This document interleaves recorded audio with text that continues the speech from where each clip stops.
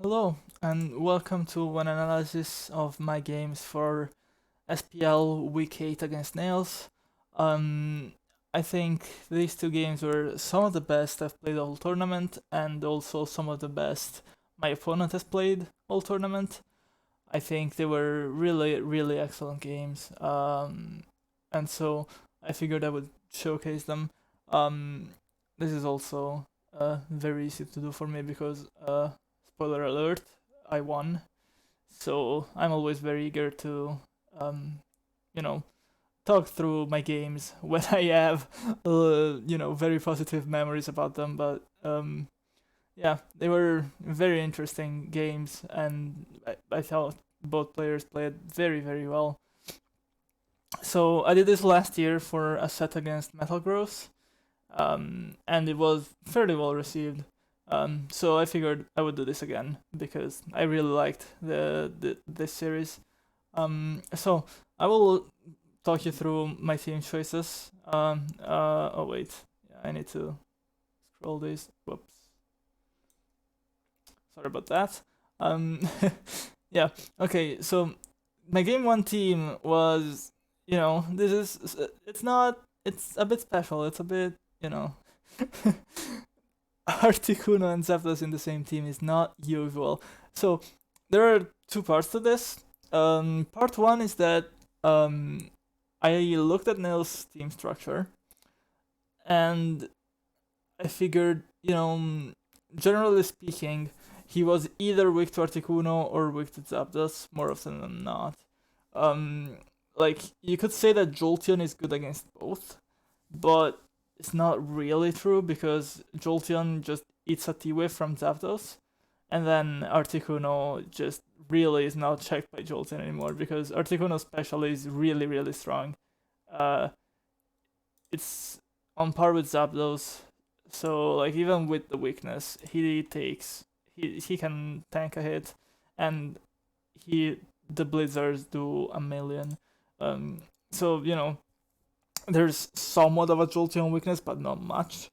And every other team shape, I was generally comfortable against because Starmie plus Rhydon, sure you have Starmie willing Articuno and Rhydon willing Zapdos, but that sort of team struggles a lot with Ice Beam Chansey because Rhydon Ice Beam Chansey is just not good. Rhydon in general, I think he has a lot of difficulty performing. Um, this SPL, it's all been downhill for him. If you don't have a paralyzed lead to abuse, then he's really bad. So yeah, I went with Articuno plus Zapdos because I thought if I played aggressively, I could take on almost all of his builds. And then the part two of running Articuno plus Zapdos is figuring out you know how to fit the other Pokemon in your team because obviously you want Snorlax, Chansey, and Tauros. Maybe you could run Chansey, but I'm not. I wasn't interested in that kind of tomfoolery. Um, so you have pretty much 5 months decided, and you still need a sleeper in your last slot, and possibly a lead because you could lead Chansey, but that's not very good. Um, Especially against Nils, which is a well-known Jinx fan.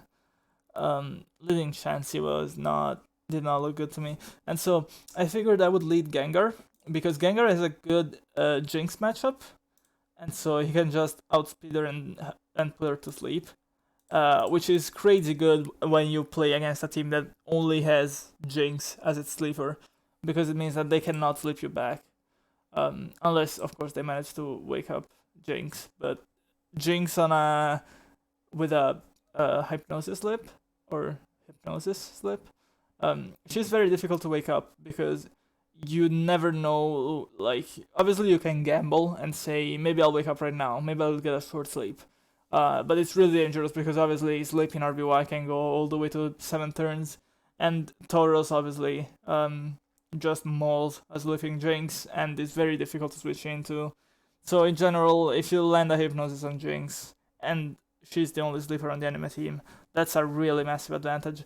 So I thought, given that Nils has, frequent jinxes, not every game, but very, I would say, above average jinx.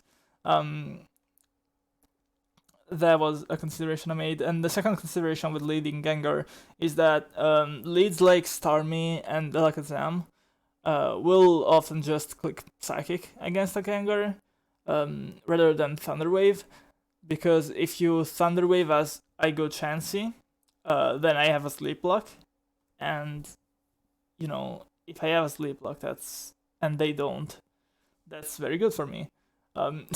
So you don't want that to happen. So often, at least in 2020, it used to be that everyone just clicked Thunder Wave turn 1. But now, it's getting more frequent to try and avoid giving your opponent a Sleep Block if you can help it. So if they click Psychic and I come in with this Chansey that has Sing, then I just get my sleep and move on. And so I thought with this combination of Hypnosis Gengar and Sing Chansey, I was very well prepared against, most possible lead matchups. And then from there, Snorlax is self-destruct, because with Articuno, obviously you want to get rid of Chansey. Double Edge and Hyper Beam, I ran them, but they're not a very reliable way of breaking through a Chansey. So that's the reasoning behind the Slack set. Obviously, Reflect and Rest for, in case somehow things go wrong and I need to do anything other than Slam and Self-Destruct. I thought, maybe I need to switch in on Snorlax or something, so Reflect and Rest is just very versatile way of, sort of slowing the game down and trying to get myself back into a position where I can explode. But it was always going to be Slam into Boom in most cases. That's the way this team wants to play. Very fast trading to get Chansey out of the picture. Now the last move, counter. This could have been Thunder Wave, and arguably should have been Thunder Wave. But I really like counter just because the upside is so good. Like if you land a counter, it's massive, and maybe in retrospect, this really should have been Thunder Wave, because Zapdos as the only Thunder Waver, it's a little shaky. But, counter, it has its upsides, but I ended up struggling a little due to not having Thunder Wave, as you will see in a minute. Tauros, standard. Actually I didn't. I had Thunderbolt for Cloyster. I dropped the Q because I thought Nails is not very famous for his Gengar, so I can afford to draw up a Q and just run Thunderbolt because he has very frequent Cloysters, and Thunderbolt also helps against Starmie a little bit. It has a slightly more favorable roll. Body Slam sometimes fails to kill in 3 hits. Thunderbolt always nails it. So, it's a handy move to have. It's not very important. I didn't end up clicking it, but it's just something I brought. And the last interesting thing to talk about here is Hyper Beam. I brought this for Jolteon because, as I said earlier, Jolteon is kind of a scary matchup because it beats both Articuno and Zapdos. And so I figured, with Hyper Beam we could knife him, get a quick sort of cheesy kill. And obviously agility is a big loss. You really want agility in a lot of endgame scenarios. But I figured, given his usages and given the matchups of this team, having a move to catch Jolteon might have been worthwhile. And so that's the team I brought, and we'll see how it played out here. Now, he leads Jinx, which is exactly what I wanted, and I hit Hypnosis, which is exactly what I wanted. So this is pretty much, as soon as this happens, I am very, very happy, because I know that if he doesn't have another sleeper, which is likely given what I know of Nails, he doesn't like Jinx plus Exeggutor or Jinx plus Gengar or these type of structures, he doesn't really bring them. So given what I know of Nails, at this point at turn 1 I'm already, quite satisfied, because the Gengar Chansey stratagem seems to be working out. So I go Lex immediately, Chansey comes out immediately, I slam, he tries to heal it, I boom, this is exactly according to plan up to this point. So at this point, I'm very, very, very, very happy with how things are going. Now, what comes out? Starmie, and on my end, Chansey. Now, Chansey, I'm not worried about sleepers coming out because, as I said, Nails tends not to do that very much. So Chansey is just, it has counter, so it's safe against Snorlax. Well, you're never safe if you're relying on counter, but it's not a losing matchup. You're not going to die unless he just explodes. But it's fine against Snorlax. It's obviously fine against Starmies. I can just start clicking ice beams and trying to freeze them. There is no matchup that really scares me with a full health Chansey with ice beam and counter. So I just went to her rather than Tauros, Articuno, Zapdos, who were, all very risky at this stage of the game. And even Gengar, he's very vulnerable to things like Thunder Waves, Psychics, that sort of thing. So, Chansey was sort of obvious for me. He went Starmie. Now, this is already when I start wishing I had Thunder Wave instead of counter. But it's not a big deal because I can still, unload 16 Ice Beams on him and see what happens. As I said earlier, if you try to wake Jinx, Tauros comes in and you're in a bit of trouble. And that's exactly what happens. He tries to wake Jinx and I get a free... I start shipping Snorlax, which is very nice. Now, here, obviously my move here is Thunderbolt. And... why did I go Articuno? Oh, I was cutting EQ. Because this could be a move that you can do if you're in Nails' spot here. Just body slamming on the Tauros because you're sort of forced to, because you don't want to EQ and, do less damage than you could be doing. But then when Gengar comes in, just, click EQ and see what happens. And so I go Articuno to scout that. He goes Alakazam. Now this is... I was very scared of this. This I started panicking a little. Because Alakazam plus Starmie, that's going to be very difficult to take down. Now, the upside is that my Zapdos can definitely force a T-Wave onto them. The downside is that my Chansey doesn't have T-Wave. So here I'm thinking if I go Chansey and I get T-Waved and then Psychic drops a bunch, I'm in big trouble because I have no other Psychic switch-ins. I had no Psychics at all in this team, so I have no resists. My Lax is dead, and my Chansey, if she gets Psychic dropped, we're in some trouble. So I just Blizzard here. I am a bit perplexed by going Jinx.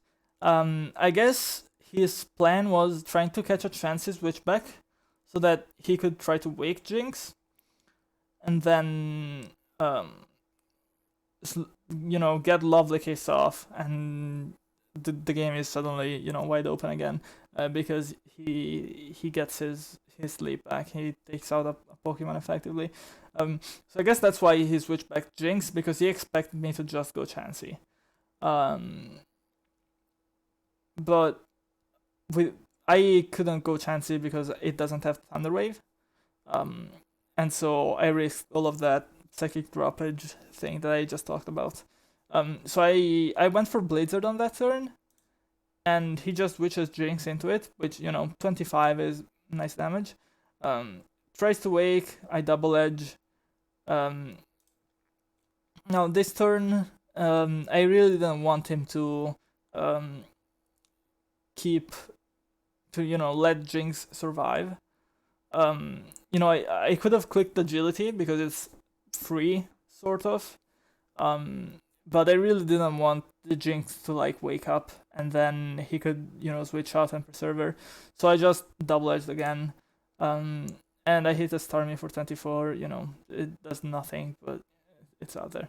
So my Chansey gets Thunder Waved. I'm starting to freak out a little. He goes Lex, Ice Beam crit, it's nice, but it's not massive chip. Now, I go Gengar on Snorlax, and he goes Alakazam. And I see this is the time to risk things a little. Because deselected Zam, as I just explained, is very, very dangerous to me.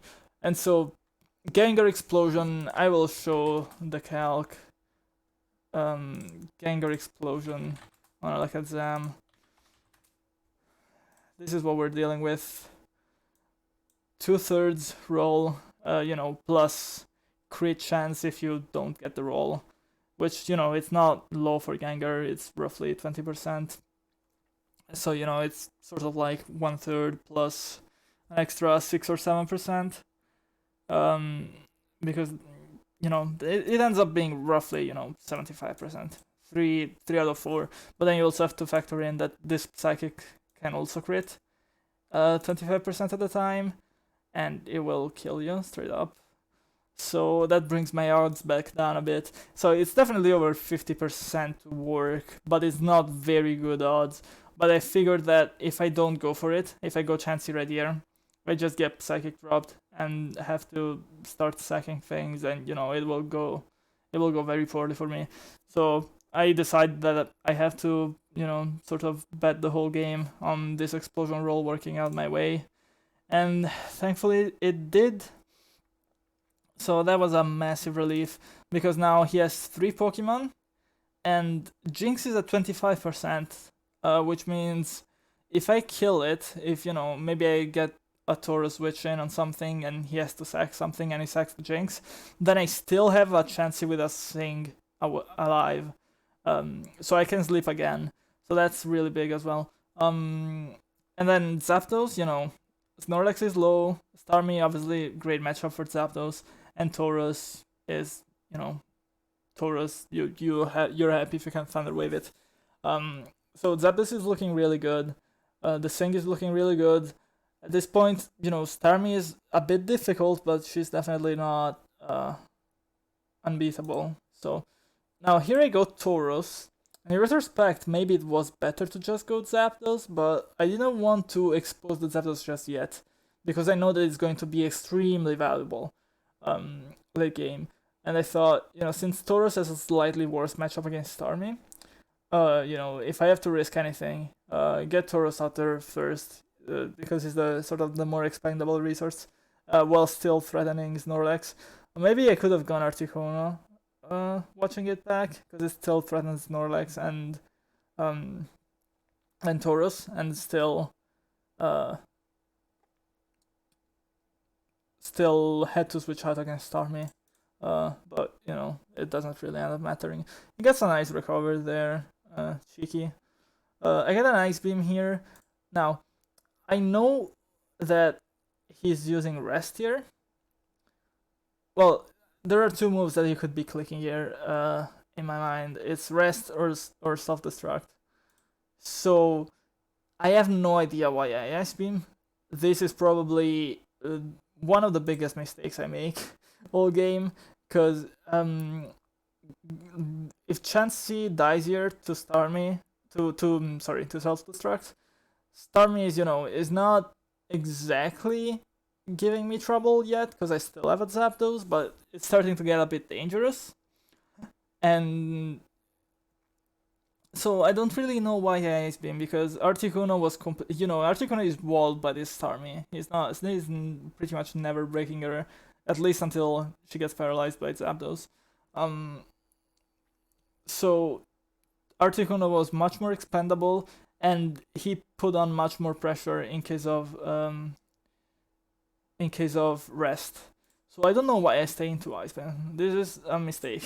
But of course I know that I have counter, and so maybe I think I just tunneled into wanting to hit Snorlax with counter.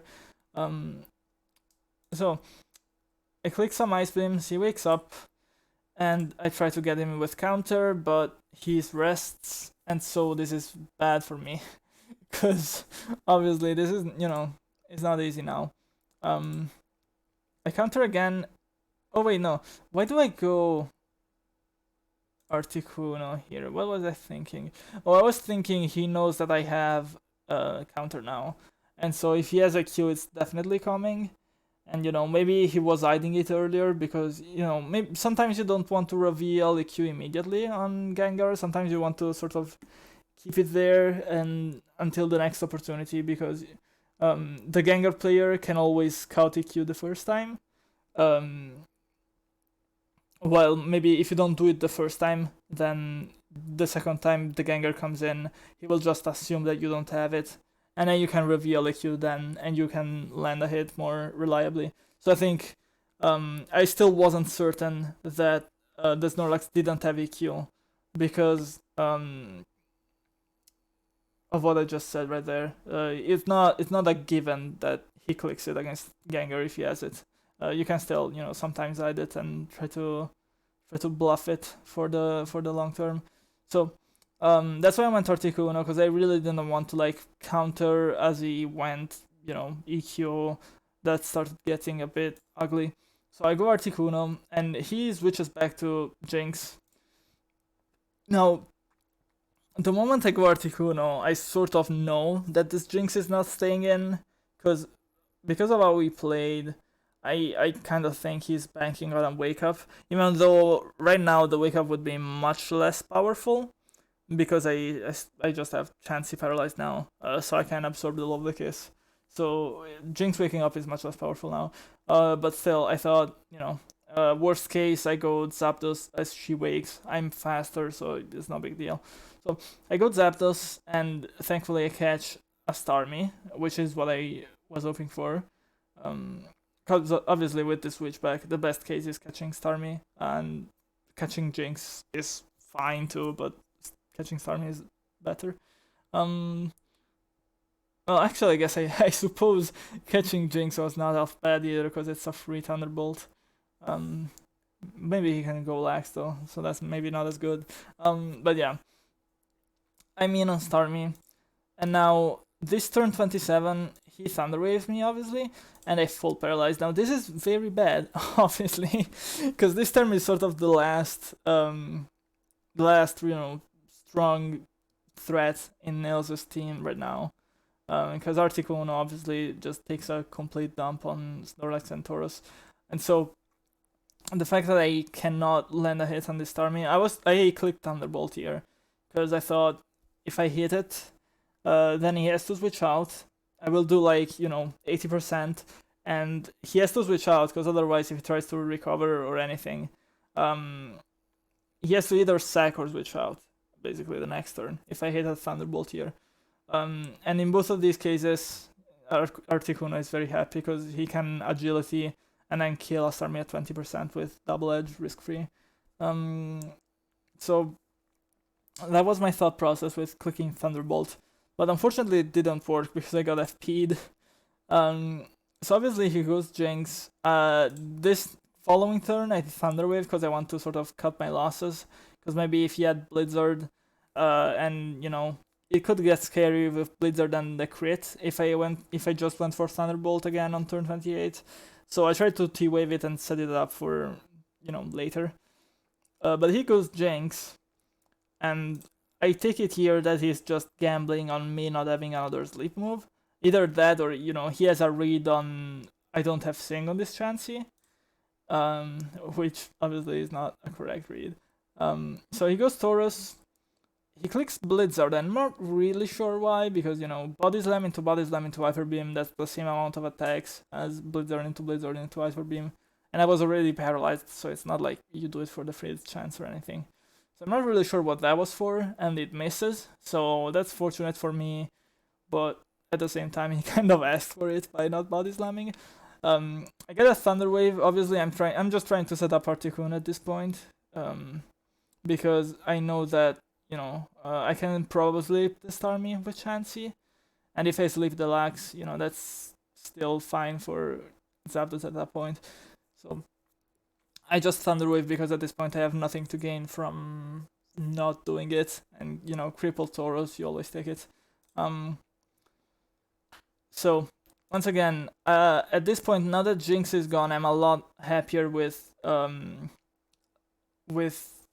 letting Zapdos take damage, because I don't need him as much for Starmie, because I can Sing Starmie. So I'm happy taking trades with Tauros here if I have to. And now thankfully he doesn't get to attack, he doesn't get to damage me 2 turns in a row, which ends up being really fortunate for me. But then again, I got that really unfortunate FP earlier, so RBY, classic stuff. I double edged there because obviously the accuracy was better. He reveals Surf, which is, I guess it's nice for me because it means it's not Psychic. And not Psychic means my Chansey is really safe taking on this. Now I could have sung, but I wanted to see, I was sort of scary of him knowing and the scouting by going Tauros, which, it wasn't going to be the end of the world, but I sort of wanted to, since at this point I feel like I have a pretty sizable advantage, I wanted to, take it slow, take it reasonable, and I still had resources to switch into Snorlax with this Articuno, who at this point still wasn't going to break through Starmie by himself. So I go Kuno, click Blizzard, misses, doesn't really matter. I go back, this time I'm certain, I can just sing.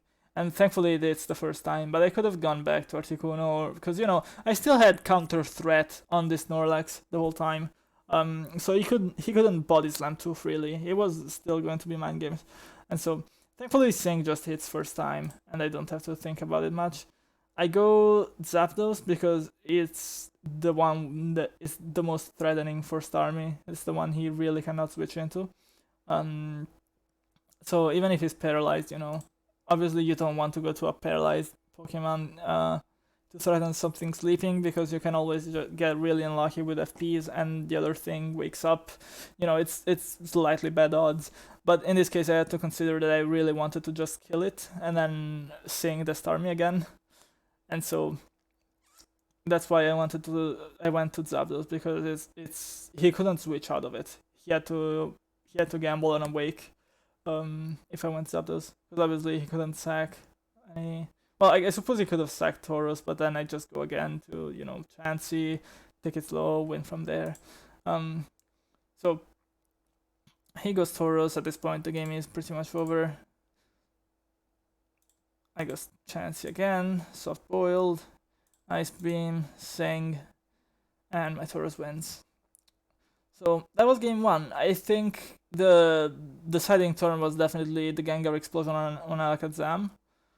I think my matchup was really, really, really quite good. Because the lead Gengar on Jinx I was basically played with an extra Pokemon the whole game. But then, the double Psychic at the back really did a number to contain Articuno. So it wasn't so clear cut. But, I had a game plan and thankfully I was able to pull it off. So, me could have gone better if I hit like counter, but with all the tricks I was packing, you're never going to hit all of them in the same game. I just hit, some of them, and it was enough to land me a win. So I'm very happy to bring a victory with Zapdos and Articuno in the same team. I think it's really cool. I just really like them. I was happy that I could, build a team that I think was good enough and actually bring it and actually win. I really had fun with this. I think Nils played well too. If he had better luck with that Zaman Gengar, if he had better luck with maybe dodging Hypnosis first turn, maybe quicker wakes, there were a lot of ways that this could have gone differently. But if you look at the moves that he actually got to click, there's very little. There's a few body slams and a Psychic and a Surf, and Surf was on Chansey. So I think I did very well in keeping the pressure up and not really letting him do what he wanted to do. My Articuno ended the game not paralyzed, despite constantly switching on Alakazams and playing against Starmie and Chansey. 3 Thunder Wavers, and neither of them hit either Tauros or Articuno. So I think that's a general testament to how I managed to keep the pressure up. Explode 2 of them and deal with the last in other ways. So that was game 1. Very happy with that. For game 2, I brought this team. Now, this team is much more standard. There's much less to think about. It's just Jinx, Starmie, and Exeggutor. I think this matches up really well against these Jinx teams because once again, he doesn't run backup sleepers. So if I win the Lovely Kiss War on the Jinx Mirror, he's kind of screwed because he cannot sleep me back. And if I lose the Jinx War, then I'm okay because I have a backup sleeper. So in the Jinx War, I think I'm favored with this team. Well, not favored, but the upside if I win the Jinx War is much bigger for me than the upside is for him if he does win it. So again, I'm very concerned about the Jinx matchup against Nails. And then obviously against Thunderwave leads, Jinx just does her thing, and then you play out the game with, this set, I went like, Nails doesn't bring anger much, fuck it, I'll drop Earthquake and bring counter. This was probably a very big mistake, because I forgot that, there's also, EQ also helps against counter Chansey. And so I was like, I maybe I pulled the trigger too fast on clicking counter instead of EQ. It's the sort of thing I just did in the team builder at the end of the prep session. I was just like, sure, he doesn't bring anger much, tossing counter. It's just something you do when you have a gut feeling.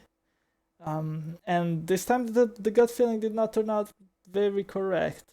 Surf Thunderbolt me in the back. Yeah, the reason for this is that he's not a big fan of Executor, so I wasn't too scared of dropping coverage for it. And obviously Thunderbolt Psychic is also a set that you can run, but I thought he has those back Alakazams, he has those back Jinxes maybe not as much, but Alakazams, Jinxes, I thought Surf would have been a bit handier. The last move that a lot of people probably notice off the bat because it's the least conventional is Rest on Executor here. This is because he plays a lot of Jolteon without P-Missile. And so Jolteon without P-Missile, you can just, usually the Jolteon player is happy against Executor because he can paralyze it and switch out. But as a long-term thing, Rest Executor can just switch on Jolteon forever and ever and ever, and it's just very nice for me to have that Rest option, to be able to do this in case I find the Jolteon matchup, because obviously Jolteon is sort of a problem against the rest of my team. He's good against Tauros and Starmie, he can break Chansey with double kick. Snorlax, it's there, but you can often end up trading it, with this set, especially self-destruct counter, it's not always going to be in the right sort of condition to take on a Jolteon, and so I was really relying on Executor for that. And then Rhydon not as much, but it also helps against Rhydon, so there's that. And this is another move that is sort of tossed on at the end, because I realized, I don't need Stansport that much. I don't need any of the normal moves that much, because the Alakazam lead that you usually target with Double Edge is going to be asleep due to Jinx. So I didn't need normal moves as much. Obviously, it's still nice for like Chansey to have, maybe the Hyper Beam, but it's not something that I needed. I didn't need anything in this first slot.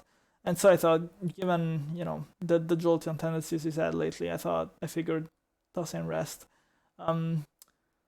It's another change that maybe if I could go back, I would undo this and just run Hyper Beam or something more standard, but, I saw a chance to do something cool and pulled it, I suppose.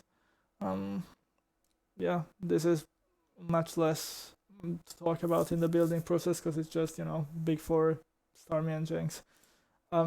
Let's see how the game plays out. He has like a Zam, so I'm obviously just take the T-Wave, FP, try again. It lands. Now he goes Cloyster. In this moment, I'm immediately thinking this might be a Sync Chansey team, because there are people who run Zam, Executor, 3 normals, and Cloyster, and I don't think those people are very good.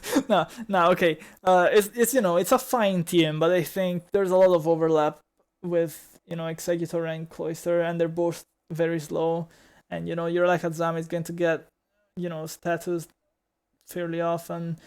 I think it's not a very good build. I like having faster Pokemon in the back, and I think most people like that too. And Nails is one of the people who like to have faster Pokemon in the back rather than Executor in these situations. So I'm thinking this could be Sing Chansey, and if it's Sing Chansey, I've kind of hit the jackpot because Jinx is very good at just clicking rest and then absorbing the Sing and moving on with very little losses. So I'm thinking that. I try to Psychic on a Clamp miss because the chip he does to me is not very relevant, and the chip I do to him if he misses is very good. So it wasn't very likely to work out. In most cases, I was probably just taking 11%, but the upside was so good that I went for it. Obviously, he hit, so I switch out, and I have a Starmie. Now, this Starmie has Thunderbolt, so I'm very delighted to just, stay in and wait. I try to predict, him doing something rather than just letting the Clamp run out. And he does something, he goes Chansey. So now I'm worried about Sing because of all the reasoning I said before. I think it's very likely that this team doesn't have Executor and has Chansey. So I go back to Jinx, see what's up. It is Sing, so that's well scouted. And I also know that Nils has a very strong tendency for Sing plus Ice Beam rather than Sing plus Seismic Toss. So I'm not worried about, I'm not clicking rest here because I'm not worried about dying to 2 Seismic Tosses. And there's a slight chance that maybe he predicts rest and goes Tauros. And if I can hit him with an attacking move, that would be very good. He doesn't. He stays here and tries to force a freeze by Ice Beaming me. I don't give in much. Okay, this is the turn where I finally give up and I rest. And I take 2 more Ice Beams, and then he Sings me. I try to fish for a freeze here, but I mostly just, I want to put this Jinx to sleep so that I can move on. Blizzard, sometimes you'll just win this game on the spot. Didn't happen here. Now, obviously, once my Jinx is left, I have nothing else to do. I think the play he makes here, I get his thought process by going Tauros because he's very used to trying to wake Jinx. This is something that I see him do a lot. He tries to wake Jinx in a lot of games. That's something that I almost never do because I think you just expose yourself to too much Tauros danger. So I just go Chansey here because I want to start Thunder Waving this Chansey, since I already got my sleep off, obviously, so I don't need to, I can start, spreading T-Waves. So I want to go Chansey and start doing that. He goes Tauros, which is, perfect opportunity to spread T-Waves. Now, this, I know that he's a big fan of Sing, Ice Beam, and Counter in the first slot, rather than Thunder Wave in the first slot, which is the same set I brought game 1. And it's about, I don't remember the exact turn where I realized this, but it's about now. I realized that I dropped the kill on my Snorlax, and playing around Counter was going to be very difficult.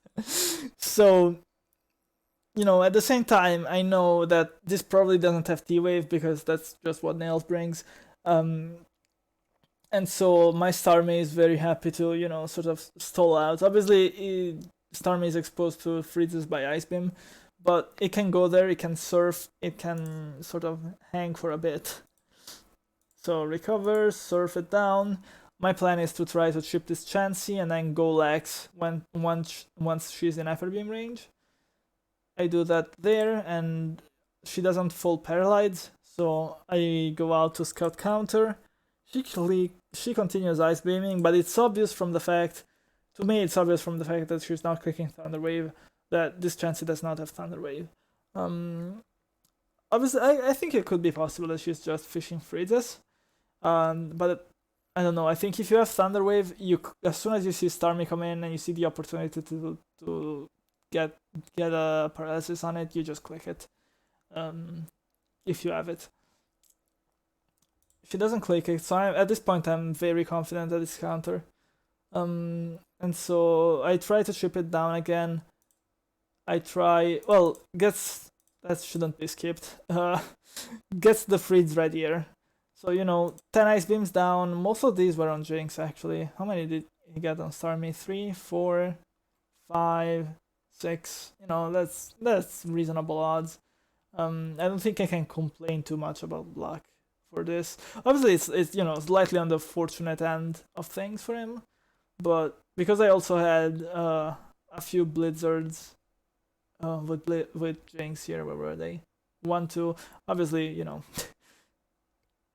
swings and roundabouts because he had to miss Sing for me to get those blizzards in. So yeah, it's sort of difficult to say if I got truly locked with this reads because I allowed him a lot of fishes, so can't complain too much. I go Lex, trying to, because once again, once she's in hyper beam range, I want to go Lex and bet on the odds of paralysis. She ice beams, which is pretty much equal to paralysis as far as I'm concerned, because 17% health on this Lex is really not very notable. So I hyper beam trying to snipe her, but he knows that I wanted to do that. He goes Cloister, well read, gets a free Blizzard. That is a sizable chip. Now, I could go Chansey, but I am kind of worried about getting my Chansey exploded at this point, because with my Starmie frozen, if I also get my Chansey exploded, that's very bad for me. I start really struggling because my lasts are just Snorlax, Executor, and Taurus. 2 of them are very slow, and one of them is Tauros, and you really don't want to expose it. So at this stage of the game, I think I don't want to risk my Chansey.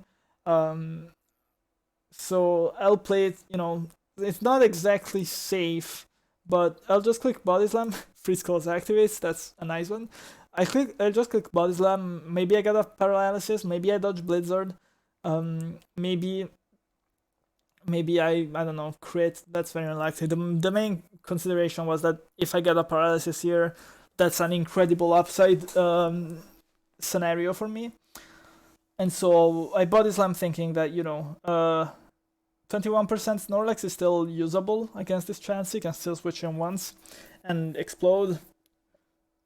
So I can afford to take a Blizzard, sort of. Obviously, I'm not happy about it, but, I can do it. And the upside is good, and the downside is, it's shaky, but it's still playable. So I go for this Body Slam.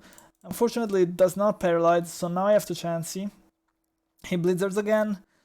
Obviously, now I'm thinking, if he wants to trade, I kind of have no choice. But I also think if he wanted to trade, he probably would have done it, on the Blizzard turns. This was a prime turn to trade, I think, to explode. Yeah, I guess it could have been risky, but I wasn't sending Jinx on a Blizzard, obviously, because that's just Tauros Witchin for free. Why would I do that? I don't know. Maybe, now that I look back at it, this might have been a bit foolish, because Explosion here was very dangerous. But he clicks Rest, and so I'm happy. I'm very happy, because now I can toss it, and I can strip it down to 34. Cloister is very vulnerable to Seismic Toss. He has 303 HP, so he can actually, he doesn't die from another Seismic Toss here. But that's still, quite bad for him. 24% with a turn to burn, that's not a lot of health. And I should note that this game I did not bring Thunderbolt Taurus, I forgot to change it. So if I had Thunderbolt, maybe I would have been happier with the matchup, but I didn't have it, which was very unfortunate. So here I go Lax on a switchback. Why did I? Okay, hold on. I need to I need to double check this. Okay, why do I go Lax here? Yeah, I think this is just a big dick read. I think, from Nils it was kind of correct to wake this up and try to rest again. I don't know, try to do something with it. Because, as I said, it's really difficult to burn Sleep Turns with Cloister when you are this low on HP, because almost anything can kill you in 2 hits. So I would have tried to maybe just rest up to fall and then switch out.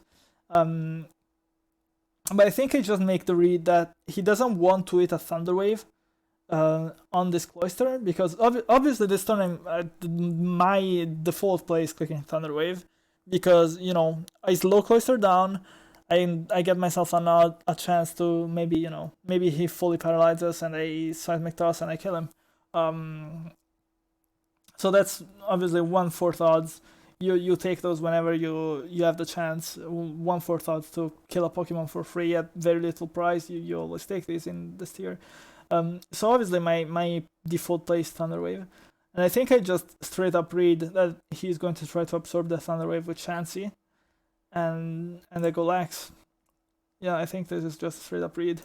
And now again, she's still in Hyper Beam range. This time Cloister cannot switch in. I think he doesn't want to take chip on Tauros. He's obviously not sacking Zam for no reason. I suppose he could, but I don't think Zam is very likely here. So I think what's going to happen here is something fresh and with a lot of health is going to come in. Oh, and he doesn't have Rhydon, because obviously the predict he did earlier. First off, he doesn't have Rhydon because Cloister Rhydon is kinda weird. As a team structure, I've never seen him use it. I don't think I've seen many people use it at all, but especially him. But second off, I am very confident. I'm not even thinking about Rhydon, because if he already switched Cloister on Hyper Beam, so that was his best switch in. So obviously, if he had a Rhydon to switch in on Hyper Beam, it would have already happened. So at this point, I'm thinking he doesn't have great Hyper Beam switch-ins anymore, but he still has a fresh Snorlax. So it's either going to be a fresh Snorlax or something similar like an Exeggutor coming out here. Or maybe Starmie, you know, something like that. And so I think, you know, there's this slight chance that he goes Alakazam and just sacks it to stay safe. But I think this is a turn where I have a good chance to really swing the tides and get a big value explosion out of this very, you know, crippled Snorlax. And so that's what I do. And I do get a Snorlax and deal 77 to him. And now my Tauros, once again, the Cloister is in that precarious condition, so now my Tauros is really dangerous. He decides Chansey is worth sacking above the other ones. I sort of question this, but I suppose that, you know, it makes sense for him not to sack Alakazam, because I could have Exeggutor in the back. And in fact, I do have Exeggutor in the back. So sacking the Sleep Sack was not necessarily safe.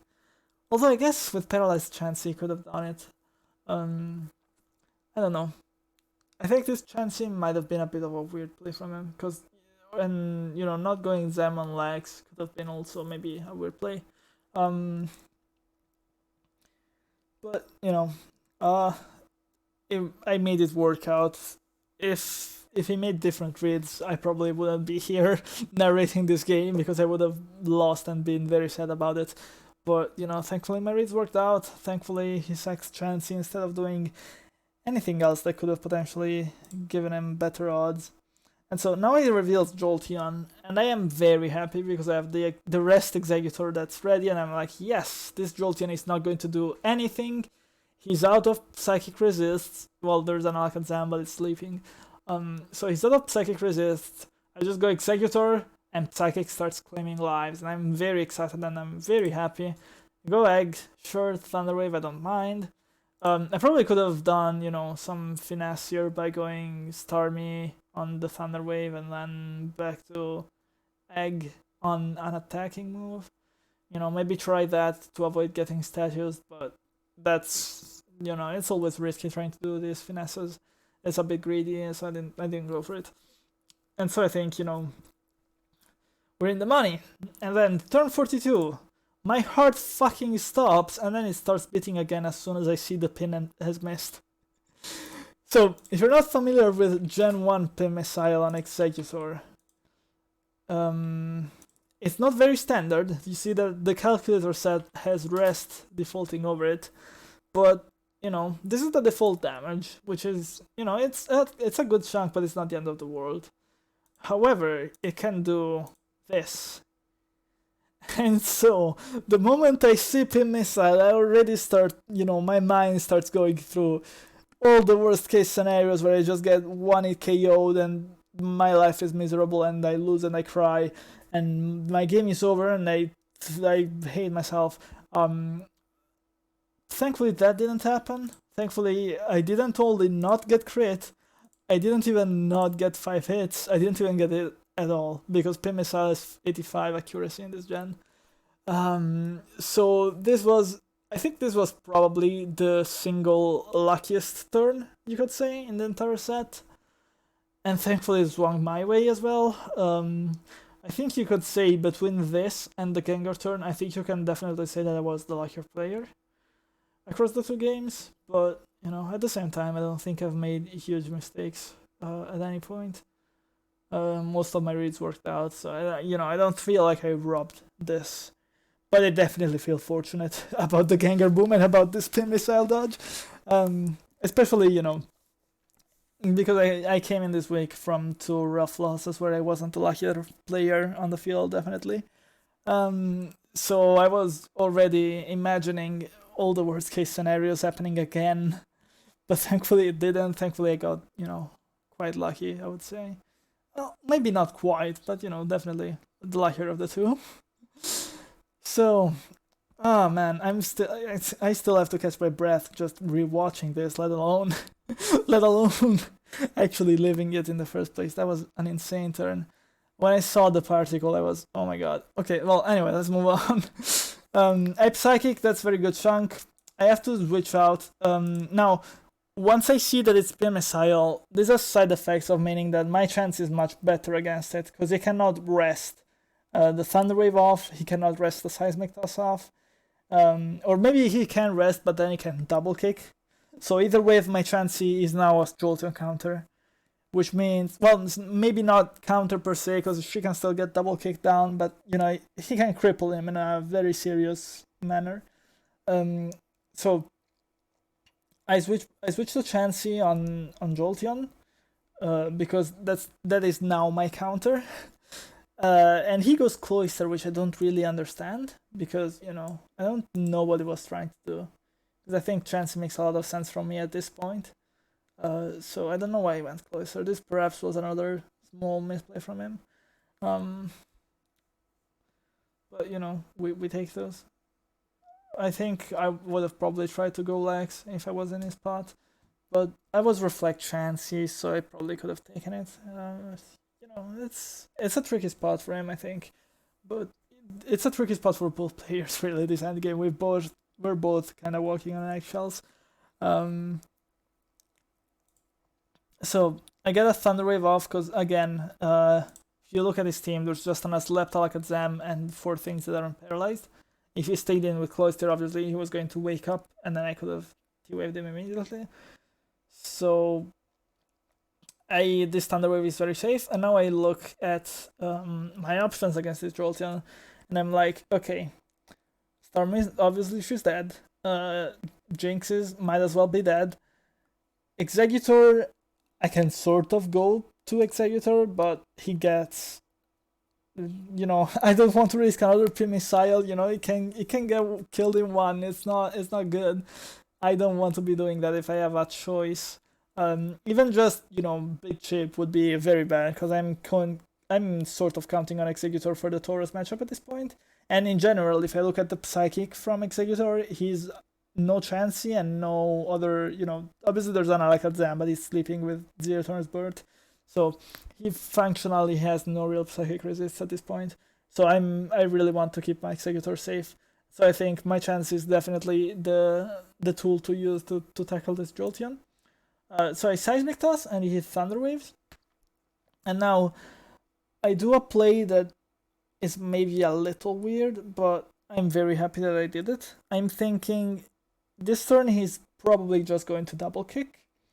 I'm perfectly fine taking some chip on Tauros to kill this Jolteon, because I want this Chansey healthy for Cloyster. I want this Chansey healthy for Tauros. Thunder Waving Tauros is still very valuable to me. And so I think, if I get double kicked on Tauros, it's not great, but you see from this calc, it's not the end of the world. It's 20%, 40 on a crit. We can live with it. And I really thought, there's no way he T-waves again or does anything like that. Obviously it's possible. He could have done it and I would have lost. But I think that's a very difficult play to make in this spot, just T-waving again. And so I go Tauros, and maybe a great player there clicks T-wave again, and I lose. Not that Nels isn't a great player, but maybe maybe someone who's even better at reads than Nels was this game, this set. Reads me and I lose and I die. And I think a lot of people who criticize RBY really miss the nuance of things like these turns.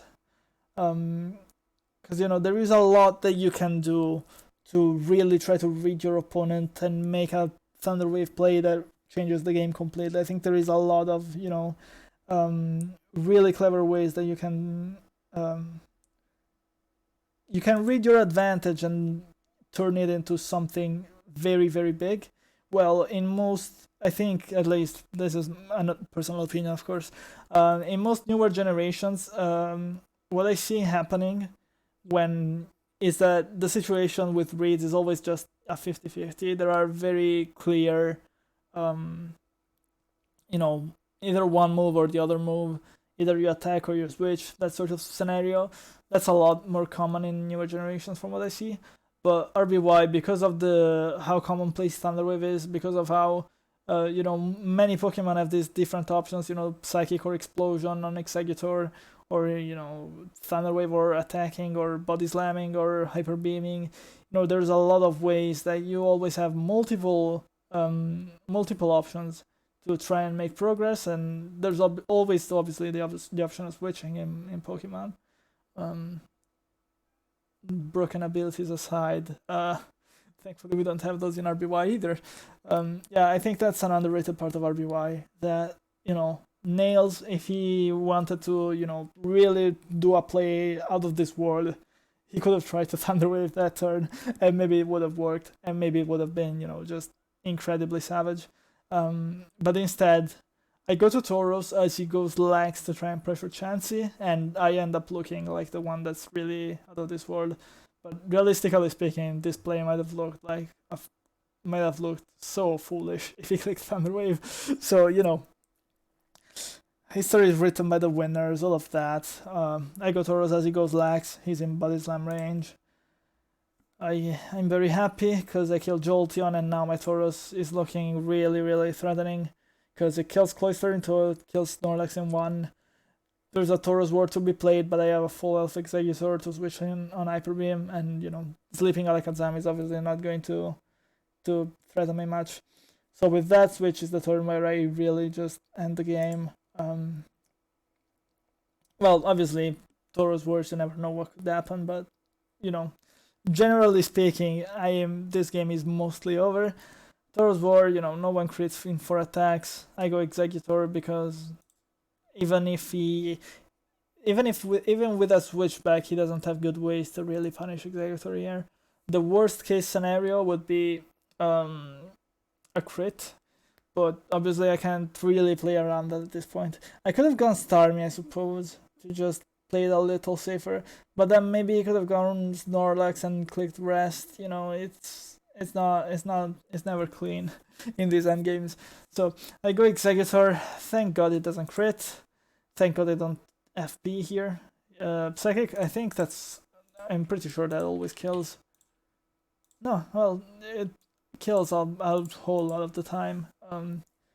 It wasn't 100%, so maybe I should have exploded there. But Explosion was also came with it. No, it didn't come with risks. I'm a joke. It didn't come with risks. It was recharging. That was definitely an Explosion turn. My God, I got really okay. This was really bad actually. Okay, I just assumed that's psychic range. It wasn't psychic range. Oh my God. People who say RBY, it doesn't have depth. Always the same Pokemon. All of these things. I would really like to, watch them play and see how many of these little things they miss, because there's a lot to this game. So, Snorlax comes in. At this point, I'm concerned that maybe if he rests, he can heal up and, put me in danger. So this time I don't choke, and I just explode off the bat. And I immediately undo all the healing progress that is done. And Taurus comes in, can body slam freely. This Alakazam, I Hyper Beam instead of body slamming, because I think Wake Up on the first turn is 1 in 8, and missing Hyper Beam is 1 in 10. So it's more likely that he wakes up than it is that I miss Hyper Beam.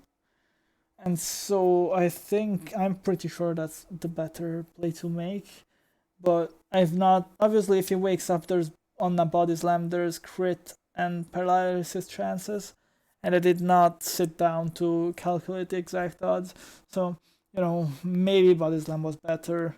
I don't know. I didn't sit to hack through the odds. And, maybe a more responsible RBY would have gotten, pen and paper out and do some maths. But I wasn't feeling like it. I was really just excited to end the game because, let's be real. It's going to be very nearly the same odds.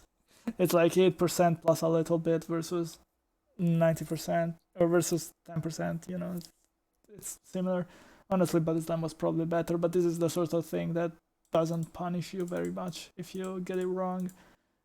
And just because,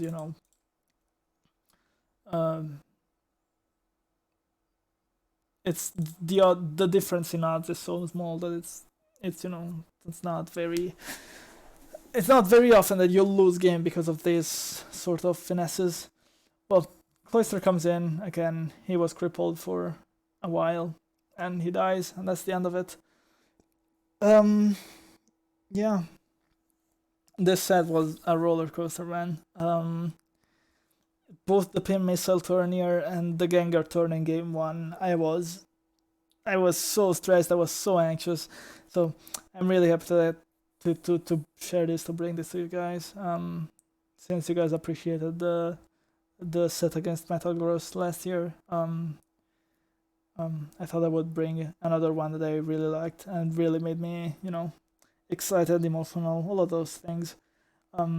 Obviously, there's the fact that I really respect Nails. We're friends. We were together on SPL and Wolfpack, which is, according to many, the greatest team in SPL history. So we have a lot of good memories together. We worked a lot on figuring out the 2018 metagame when people were still running a lot more Big Four, things were streamlined. We did a lot of prep work to dismantle that. So I have a lot of good memories with him. So this set was very important to me because I came from 2 straight losses and I was playing against a player that I respect a lot and I really wanted to win. And I had, the Articuno Zapdos team, which I found to be really, really fun, really cool. I really wanted to showcase it. And then, when you actually go into the games, there's, the Gengar and Jinx, and so that's emotions. And then Gengar and Alakazam, that's emotions. Pin Missile animation coming out. A lot of very worthwhile moments, and I think both players played very well. I think I ended up looking like I won both games decisively because I think I got a few reads right. Like this Tauros on Jolteon mechanic that I just discussed just now. A lot of things in game 1 with I think it was Zapdos maneuvers. I don't remember exactly, but there were a lot of situations where it was up to predictions, and if someone went the extra mile and clicked the enlightened 2000 IQ move, then they could have turned the game on its head.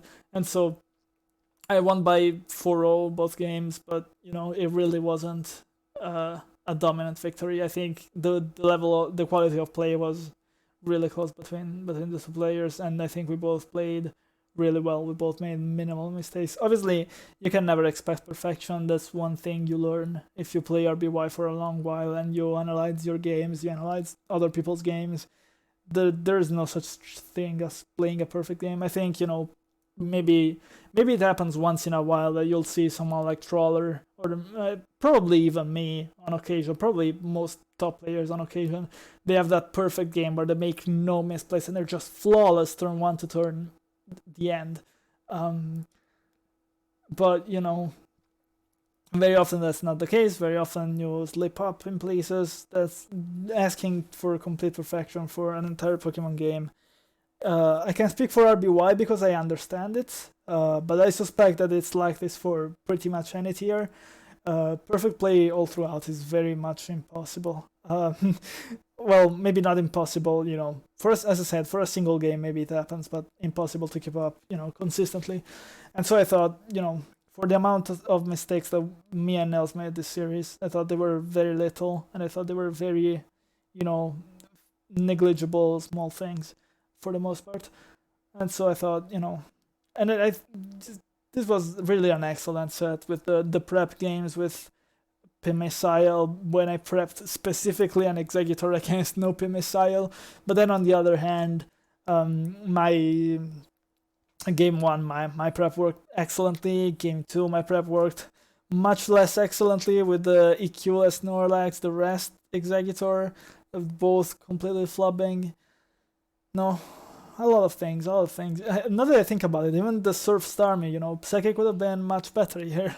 So that's another, small detail that maybe I could have gone the other way and it wouldn't have made a significant difference at all in the grand scheme of my matchups. But for what he ended up bringing specifically, those were all, ill-fitted choices. But, I'm just so happy with everything. I'm happy with everything. I love this game.